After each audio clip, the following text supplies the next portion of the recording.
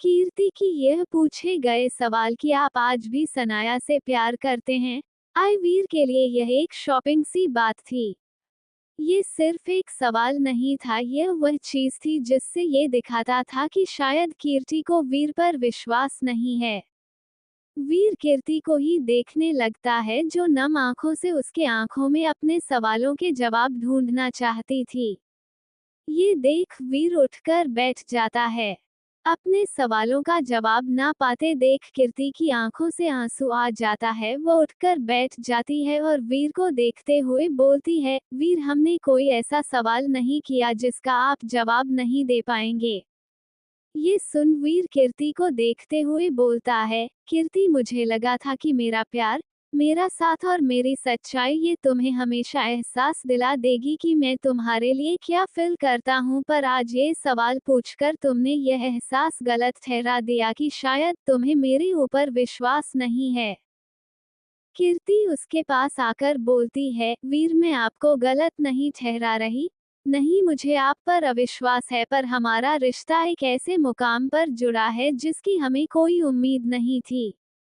आपने भी किसी से प्यार से धोखा खाया था तो हमने भी प्यार से धोखा खाया था, ऐसे में हमारा रिश्ता जुड़ा।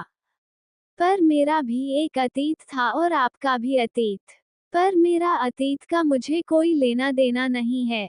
ये बात आप भी जानते हैं, पर आपका अतीत आपके सामने वह भी हंसते मुस्कुराते हुए है। तो एक पत्नी यह बात कैसे बर्दाश्त कर सकती है कि उसके पहला प्यार उसके सामने है और मेरा दिल तो डगमगाएगा ना। वीर उसकी बात सुन मुस्कुरा देता है और उसका चेहरा अपने हाथों में लिए बोलता है, कीर्ति मुझे लगा था मैंने तुम्हें बहुत पहले ही इस बात का एहसास करा दिया है, पर यदि तुम्हारे अंदर इस चीज को लेकर डर है कि मैं सनाया के प्रति अट्रैक्ट हो जाऊंगा तो तुम यहाँ गलत हो। सनाया मेरा अतीत थी और मैं बहुत पहले ही उसे अपने दिल से निकाल दिया था, पर सनाया वह इंसान है जो हमसे हमेशा जुड़ी रहेंगी, क्योंकि जैसे अर्जुन, आदित्य, रोहन से मैं दूर नहीं हो सकता, वैसे ही मेरे लिए सनाया है जिसे मैं चाहकर भी दूर नहीं हो सकता।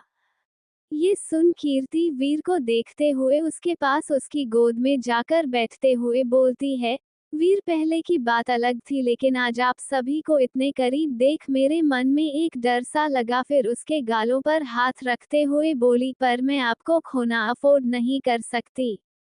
ये सुन वीर हंसते हुए, क्यों? ये सुन कीर्ति उसके सीने पर कर रखते हुए बोली, मैं मजाक के मूड में नहीं हूँ, I love you very very, बहुत सारा वाला लव यू। आप यदि मुझसे दूर हुए तो मेरी सांसें रुक जाएगी, आप मेरी स्ट्रेंथ हो। मैं आपके बिना एक पल नहीं रह सकती और नहीं आपको मैं किसी के साथ देख सकती हूँ। ये सुन वीर मुस्कुराते हुए सनाया को अपनी बाहों में जकते हुए बोली, मैं भी तुमसे दूर बिल्कुल नहीं रह सकता। और रही बात सनाया की, तो सनाया पीयूष से प्यार करने लगी है। ये सुनते ही कीर्ति वीर को देखती हैं तो वीर उसे ऐसे ही गले लगा लेता है। कीर्ति उसके गले लगे ही बोलती है, वीर क्या आप मुझे अपने अतीत के बारे में कुछ नहीं बताएंगे? ये सुन वीर उसे कसकर जकड़ते हुए वहीं पर लेट जाता है और बोलता है, क्या ये जानना इतना जरूरी है? आए ये सुन कीर्ति अपनी नजरें ऊपर कर वीर को देखते हुए बोलती है, जैसे आप मेरे बारे में हर चीज जानते हैं वैसे ही मैं भी चाहती हूँ कि आपके हर दर्द से रूबरू मैं भी हो। ये सुन वीर उसे देख बोलता है, जब समय आएगा तो तुम्हें जरूर बताऊंगा, पर वह समय अभी नहीं है। ये सुनकर कीर्ति कुछ नहीं बोलती और उसके सीने से लग जाती है। अगली सुबह बाहर से धूप सुबह की रोशनी की किरणें आन्या के आंखों में चमकने लगती है। धीरे धीरे आन्या अपनी आंखें खोलती है तो देखती है सुबह के 7 बज चुके थे। वह जमाई लेते हुए उठती है और इधर उधर देखती हैं तो हमेशा की तरह आदित्य वहां पर नहीं था। ये देख उसका मुंह बन जाता है। तभी वह उठकर खड़ी होती है कि अचानक से उसे कुछ चक्कर सा आने लगता है, तो वह बिस्तर पर फिर से बैठ जाती है और फिर उठने को होती है कि उसे फिर से ऐसा महसूस होता है जैसे वह गिर जाएगी और फिर से वह बिस्तर पर बैठ जाती है। कुछ देर तक वह वैसे ही बैठे रहती है। लगभग 5 मिनट बाद वह उठकर खड़ी होती है तो उसे अब कुछ ठीक लग रहा था। वह मन ही मन सोचती है, लगता है वीकनेस की वजह से ऐसा हो रहा है। वह बाहर के एरिया में जाती है। कुछ देर बाद वह फ्रेश होकर वह अपने कमरे से निकल कर देखती है तो सभी अभी सोकर ही उठे थे। तभी आन्या की नज़र किचन में जाती है तो वह जाकर किचन में डोर पर खड़ी होकर देखने लगती है। आदित्य सुबह की ब्रेकफास्ट बना रहा था। वह आदित्य को देखने लगती है। आदित्य ने इस समय ब्लैक रंग की शर्ट और ब्लैक फुल लोअर पहना हुआ था। बाल उसके हमेशा की तरह उसके चेहरे पर बिखरे हुए थे, जिससे वह बेहद का कातिलाना लग रहा था। आन्या के कदम आदित्य की तरफ बढ़ जाते हैं और वह पीछे से जाकर उसके सीने से लग जाती है और अपना चेहरा उसकी पीठ पर टिकाते हुए बेहद प्यार से बोलती है, हबी यू आर सो हैंडसम। वही आदित्य जो अपना ब्रेकफास्ट बनाने में था। अचानक आन्या का ऐसे करना एक पल के लिए तो वह भी हिल सा जाता है। तभी आदित्य के चेहरे पर एक मुस्कुराहट आ जाती है और वह अपनी ब्रेकफास्ट को रोक आन्या को खुद के सामने स्लैब से टिका आन्या को देखकर कहता है, क्या बात है, मेरी बीवी आज बड़ी रोमांटिक हो रही है। ये सुन आन्या उसके गर्दन में अपने हाथ लपेटते हुए बोलती है, जब पति ही इतना हॉट हो तो भला कौन सी पत्नी नहीं फिसलेगी। और वैसे भी पिछली रात को तो आप काफी ज्यादा सैड लग रहे थे, पर अब हैप्पी हैप्पी लग रहे हो तो मैं बहुत खुश हूँ। ये बोल खिला खिला देती है और आदित्य के गाल पर किस कर देती है। तभी आदित्य उसे घूरते हुए बोला, गुड मॉर्निंग किस ऐसे ही दी जाती है। ये सुन आन्या उसके करीब आकर उसे और जकड़ते हुए उसके नाक से नाक रब करते हुए बोलती है, तो मिस्टर पतिदेव आप खुद ले लीजिए अपनी गुड मॉर्निंग किसियल। ये सुनते हुए आदित्य उसकी कमर में हाथ डाल उसे खुद के करीब खींच लेता है और वो उसके होठों की तरफ झुकने लगता है। तभी उसे खांसने की आवाज आती है। आदित्य तो वैसे ही रहता है, पर आन्या हड़बड़ा सी जाती है और वो चारों तरफ देखती है तो उसकी आंखें बड़ी हो जाती है और वो तुरंत आदित्य से दूर होकर भागने को होती है, पर आदित्य उसे नहीं छोड़ता। दरअसल आन्या जब किचन में आती है तो उसकी नजरें आदित्य पर ऐसे टिकती है कि उसे ये भी ध्यान नहीं रहता कि वहां पर वीर अर्जुन और साथ में अधीरा तीनों ही मौजूद है। पर यह बात आदित्य जानता था। आन्या आदित्य से खुद को छुड़ाते हुए बोलती है, आदि मुझे छोड़िए। ये सुन आदित्य उसे और कसकर पकड़ते हुए बोलता है, ये बात तो तुम्हें मेरे पास आने से पहले सोचना चाहिए था। आन्या का मुंह बिल्कुल रोने जैसा हो जाता है। अधीरा तो अपना सिर नीचे की हुए आशिमा और अपने है लिए काफी रेडी कर रहा था। वही वीर भी जो इस समय सिर नीचे किए सलाया काट रहा था और मुस्कुरा रहा था। पर अर्जुन बेशर्मों की तरह उन्हीं दोनों को देखे जा रहा था। ये सब देख आन्या तो शर्म से डूबी जा रही थी और वह आदित्य से खुद को छुड़ाते हुए बोली, आप बहुत बेशर्म हो, मुझे छोड़ो।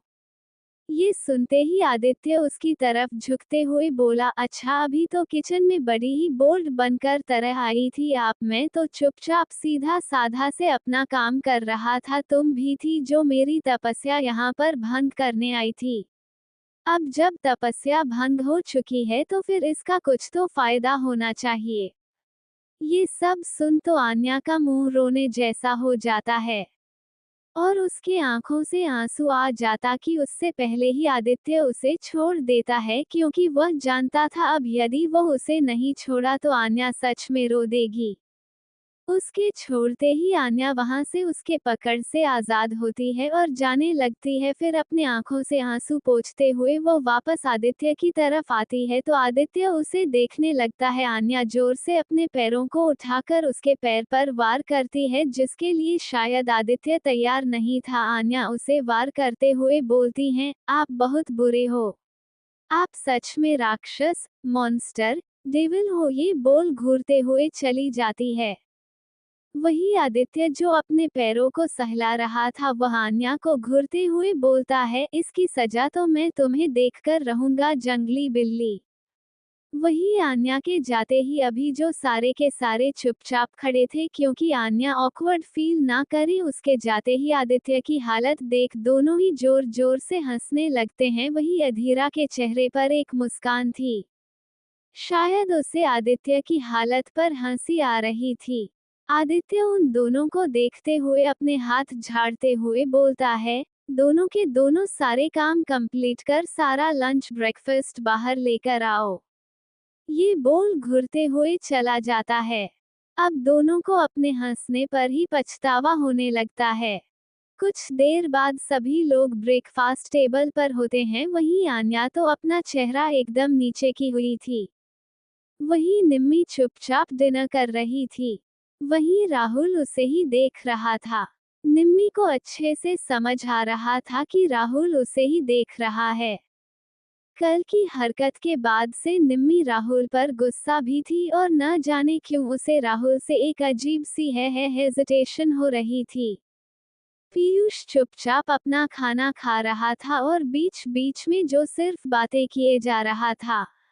वही सनाया जो सभी को ब्रेकफास्ट देकर खुद भी बैठती है, वो पीयूष को ही घुरे जा रही थी।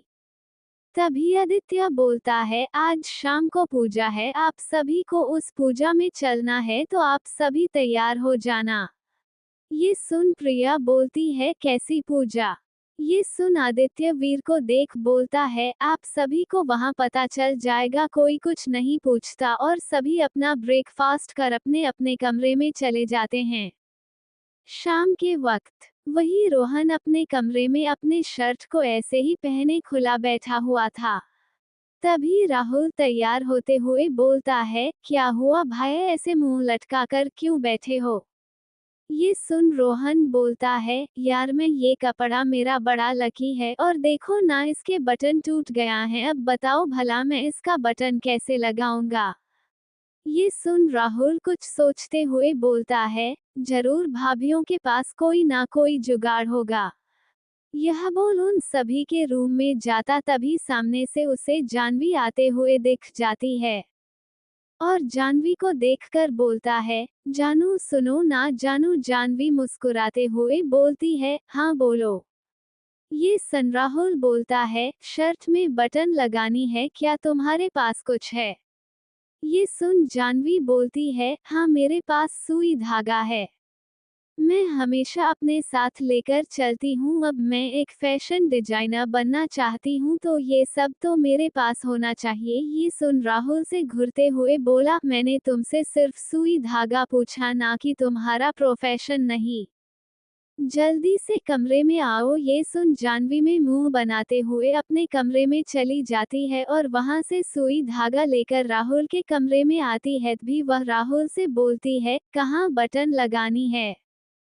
ये सुन राहुल रोहन की तरफ इशारा करता है, जिसने इस समय शर्ट पहनी थी और उसके आगे की बॉडी खुली हुई थी। ये देख जानवी की आंखें बड़ी हो जाती है, फिर आंखें छोटी कर बोलती है, मैं इनका नहीं कुछ करने वाली, मुझे लगा कि तुम्हारा है। ये सुनते ही रोहन उसे घूरने लगता है और बोलता है, मुझे जरूरत भी नहीं है तुम जैसी लड़की से लगवाने का। अब जो सोने की थाली में खाकर बड़ी हुई हो, वह भला बटन लगाने कैसे आ सकता है?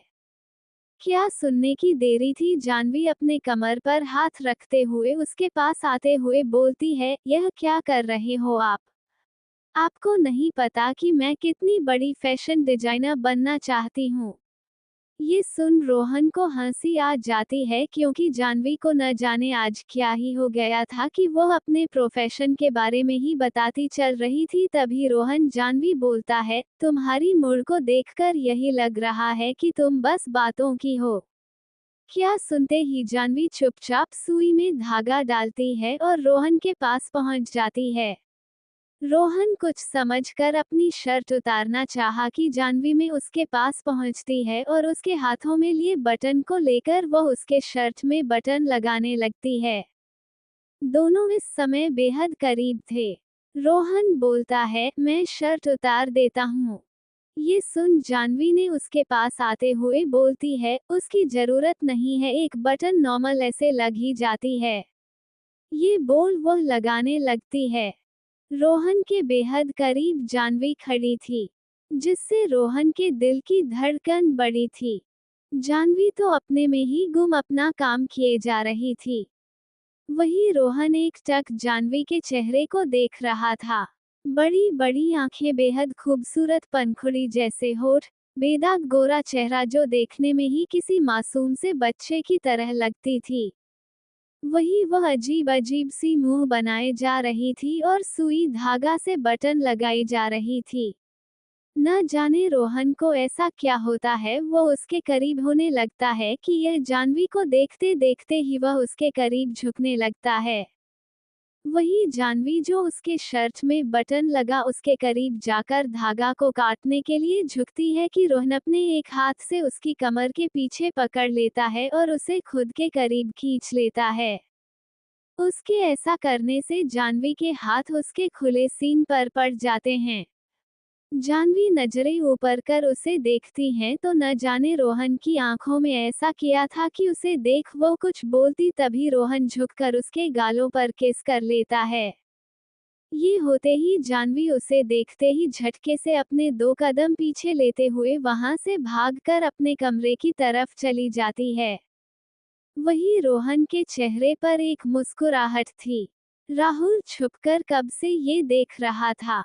वह गाना गाते हुए बोलता है, कुछ तो हुआ है, कुछ हो रहा है। ये बोल हंसने लगता है। वही रोहन उसे घूरते हुए अपने शर्ट के बटन लगाने लगता है और उसके चेहरे पर मुस्कुराहट थी। आदित्य के कहे अनुसार सभी को एक पूजा में जाना है। सभी पूजा के नाम पर अच्छे से तैयार होते हैं। कुछ देर बाद सभी हाल में आते हैं तो वहां पर आदित्य भी सभी इंतजार कर रहा था।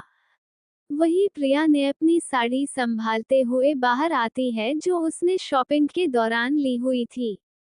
प्रिया को साड़ी पहनना बहुत पसंद था, पर ज्यादातर वह भी सूट ही पहनती थी।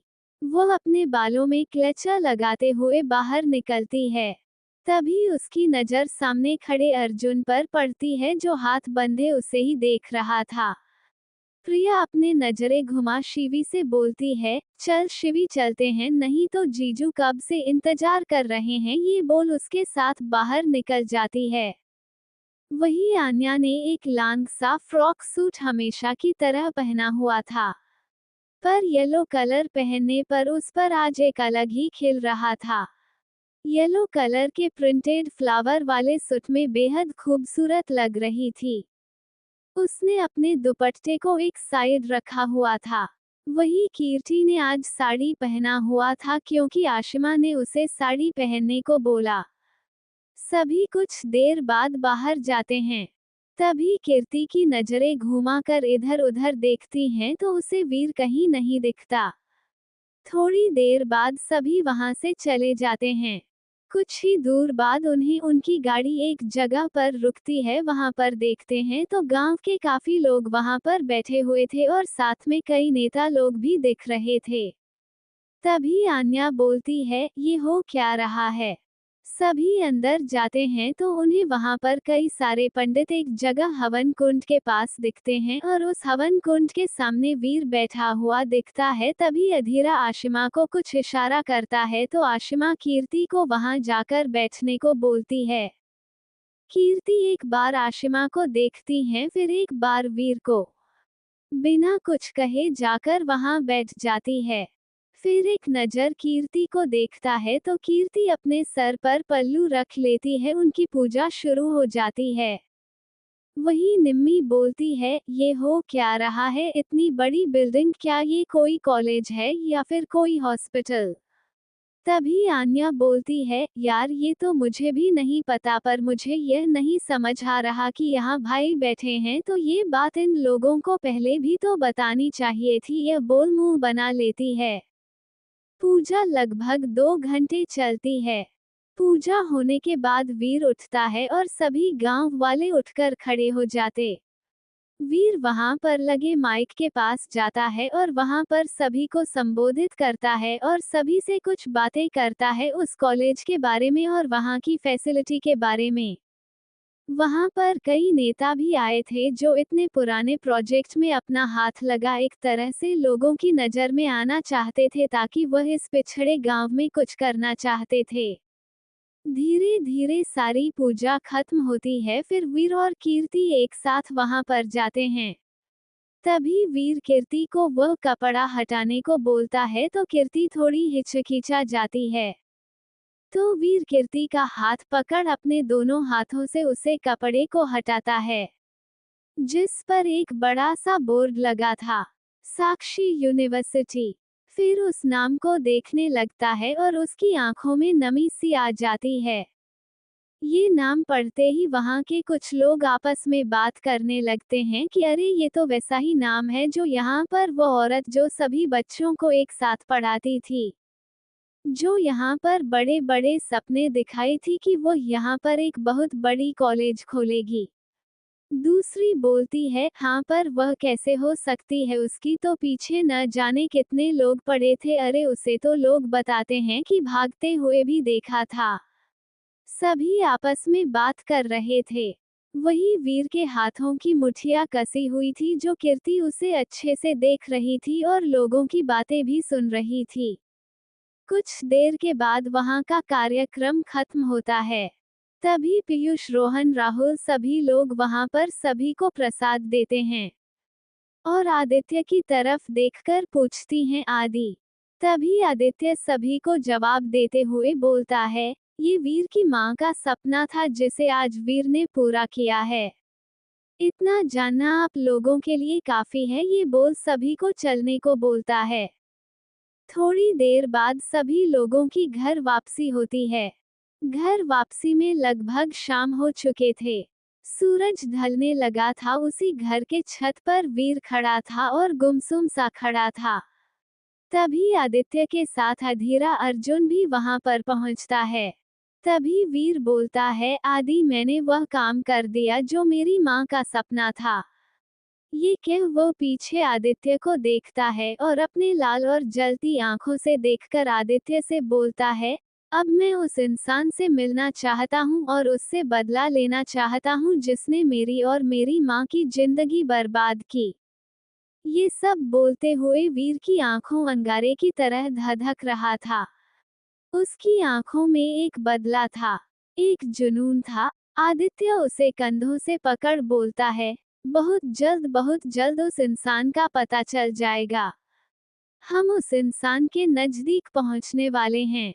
तभी आदित्य अधीरा की तरफ देखकर बोलता है, तुम कुछ बताने वाले थे। ये सुन अधीरा अपने जेब से सिगरेट निकालता है और उसके एक लंबे कश लेते हुए सामने देखते हुए बोलता है, डेमन के बारे में कुछ पता चला है। ये सुनते ही सभी अधीरा को देखने लगते हैं। तो अधीरा रेलिंग से टीककर आदित्य की तरफ हाथ बांधते हुए देखा बोलता है, डेमन के बारे में नहीं, उससे रिलेटेड किसी के बारे में। उसकी इधर उधर की बातें सुन अर्जुन चिढ़ते हुए बोलता है, तुझे कुछ पता चला भी है या फिर ऐसे ही डेमन के नाम पर कुछ भी हाँक रहा है? ये सुनते ही अधीरा जब उसे घूरता है तो चुपचाप वह वीर के पास खड़ा हो जाता है। अधीरा की बात सुन आदित्य बोलता है, क्या पता चला है? ये सुनते ही अधीरा बोलता, कबीरा। ये नाम सुनते ही आदित्य के आंखों में कुछ आकर गुजरता है और वह अधीरा को देखते हुए बोलता है, क्या मैं वही सोच रहा हूँ जो तुम सोच रहे हो? ये सुन अधीरा हाँ में से हिलाकर बोलता है, मुझे पता चला है कि कबीरा ही उसका राइट हैंड है। कहा जाता है कि कबीरा के बिना उसका सरदार बिना किसी हाथ पैर का है। मेरे कहने का मतलब उसकी जो भी जितनी भी पावर है इस इंसान के नाम पर ही है। पर इस इंसान का बॉस कौन है यह नहीं पता, पर मुझे शक है कि वो डेमन है।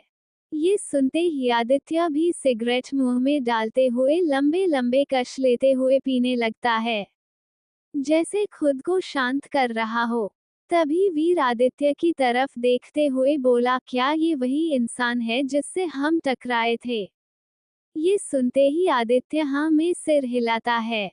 तभी आदित्य बोलता है, यदि कबीरा जिसे हम सोच रहे हैं यदि वही हुआ और उस डेमन से रिलेटेड है तो हमारे लिए ये लड़ाई बहुत मुश्किल होने वाली है।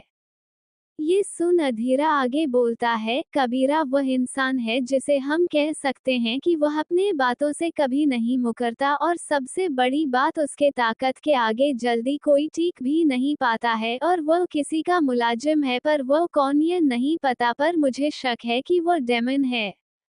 और सबसे बड़ी बात कि कबीर को कोई तभी आदित्य उसके आगे की लाइन बोलता है, उसे कोई हरा नहीं सकता क्योंकि उसकी कोई कमजोरी नहीं है। ये बात सुन अधीरा उसे देखने लगता है। तभी अधीरा बोला, शायद उसी के दम पर डेमन को आज तक कोई पकड़ नहीं पाया है या फिर यह कह सकते हैं जब तक कबीरा नहीं चाहेगा डेमन एल तक कोई पहुंच भी नहीं पाएगा। ये सुनते ही आदित्य अपनी आंखें बंद कर लेता है और उस पल में खो जाता है जब शिवांश के घर को तीनों ने ही छोड़ चुके थे। तीनों के लिए ही बहुत मुश्किल था क्योंकि यह कहना गलत नहीं होगा कि तीनों ही फिर से एक बार सड़क पर आ चुके थे। उसके बाद ही वह कई समय से सड़क पर भटकते जंगल से होते हुए वह अपना दिन काट रहे थे क्योंकि उन्होंने शिवांश से कुछ भी नहीं लिया था और उनके पास जो भी सेविंग थी उन्होंने वह सनाया को भेज दिया था। पर कहते हैं ना, इस दुनिया में जब अपना कोई नहीं होता तो गैर भी नहीं होता है। इसलिए किसी ने कोई साथ नहीं दिया। तीनों ही फिलहाल के लिए एक जंगल से होते हुए एक सुनसान जगह पर वहां अपना कुछ समय के लिए आशियाना बनाया। तीनों ही एक दूसरे के साथ एक हौसला बनकर खड़े थे। वैसे ही इस तीनों शाम को बाहर के समय अपना आग जला तपते हुए कुछ ना कुछ कर रहे थे। वही आदित्य हमेशा की तरह एक पेज और पेंसिल पर अपनी ड्राइंग कर रहा था तभी उन्हें किसी की कराहने की आवाज आती है। तो सभी एक दूसरे को देखते हैं, पर धीरे धीरे पैरों के चलने की भी आवाज आती है। ये देख अर्जुन बोलता है, हम यहाँ पर पिछले कुछ महीने से हैं पर अब तक तो हमने यहाँ पर किसी को आते जाते नहीं देखा, वह भी शाम को। तभी वीर बोलता है, मुझे लगता है जैसे कोई तकलीफ में है, चलो चलकर देखते हैं। ये सुन आदित्य भी उठता है और तीनों ही वहां से चल देते हैं। तभी उन्हें गोलियों की आवाज सुनाई देती है जिसे सुन सभी अलर्ट हो जाते हैं। वह सभी जंगल में ही अंदर जाते हैं। उन्हें कोई नहीं दिखता, हल्की हल्की रोशनी थी, रात धीरे धीरे होने लगी थी। तभी उन्हें एक आदमी के कराहने की हल्की हल्की आवाज आ रही थी। वह जैसे ही उस तरफ जाते हैं तो पूछते हैं, कौन है? एक आदमी खुद को कंबल में लपेटे हुए था, उसके हाथ से खून निकल रहा था, वही उसके चेहरे पर एक मास्क लगा हुआ था। मास्क के ऊपर से ही उसे आदमी के चेहरे और बॉडी को देखते हुए उम्र का अंदाजा लगाया जा सकता था कि 50 से 5-2 साल के लगभग का होगा। वह आदमी थोड़े गुस्से में बोलता है, कौन हो तुम सब? ये सुनते ही अर्जुन बोलता है, अजीब आदमी हो, हम यहाँ किसी के दर्द की आवाज सुन बचाने आए हैं और तुम हमसे ही सवाल पूछ रहे हो। ये सुनते ही वह आदमी थोड़े आक्रोश में बोलता है, तुम सभी बच्चे हो, यहाँ से जाओ नहीं तो मुझे बचाने के चक्कर में ही कहीं तुम खुद ना इस दुनिया से अलविदा कह दो। ये सुन आदित्य आगे बढ़कर उन्हें देखते हुए बोलता है, खुद ऐसी स्थिति में पड़े हो और हमें ही जाने के लिए बोल रहे हो। तभी उन्हें अपने पास कोई आता महसूस होता है। ये सुन वह आदमी बोलता है, भागो यहाँ से। ये कह वह आदमी अपने हाथ में लगी गोली पर अपनी एक हाथ रख दबाया रहता है। तभी वीर उसे एक कपड़ा देते हुए बोलता है, लीजिए इसको बांध लीजिए। वह एक नजर वीर को देखता है पर अंधेरा होने की वजह से कुछ साफ नहीं दिख रहा था। वह आदमी उस कपड़े को लेकर वहां से जाते हुए बोलता है, इस एहसान का कीमत जरूर चुकाऊंगा। ये बोल वह निकल जाता है। पर तभी आदित्य, अर्जुन और वीर को महसूस होता है जैसे उनके आसपास कोई है। वह सभी जैसे ही नजरें घुमाते हैं तो अपने पूरे चारों तरफ 20 से 25 लोग को देख हैरान हो जाते हैं। वह सभी इन सभी को घेर कर खड़े थे। ये देख सभी की हालत खराब हो जाती है। तभी उसमें से एक आदमी आते हुए बोलता है, तुम सब कौन हो? क्या तुमने यहाँ पर एक आदमी को देखा है जो घायल अवस्था में था? ये सुनते ही आदित्य बोलता है, देखा भी और उसे यहाँ से भाग भी दिया। ये सुनते ही उनमें से एक आदमी आदित्य के सामने आते हुए बंदूक आदित्य की माथे पर रखते हुए बोलता है, जवानी का खून है, इतना भी उबाल मत मार। क्या तुझे तेरी मौत से डर नहीं लगता?